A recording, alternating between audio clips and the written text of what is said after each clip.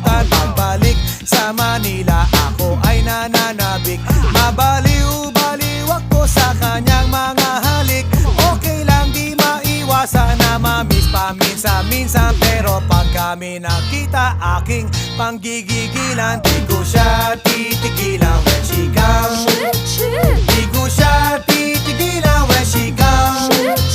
Di ko siya titigilan, di ko siya titigilan, di ko siya titigilan when she comes. Kay ganda ng aming samahan at walang nanlalamig. Mas pa sa mag-asawa